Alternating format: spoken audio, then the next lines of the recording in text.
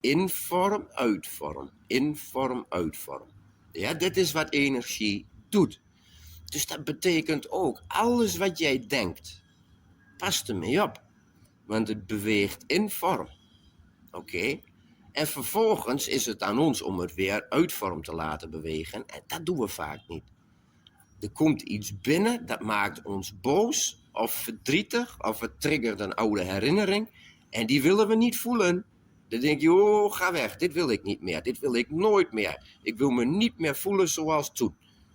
En wat doe je dan? Je laat de energie in vorm bewegen, want je voelt hem. Dus hij zit in jouw vorm op dat moment.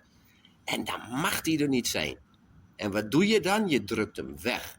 Wat gebeurt er dan met energie? Die kan niet meer uit vorm bewegen. Hij kan niet vrij door jou heen bewegen. En daar gaat het mis.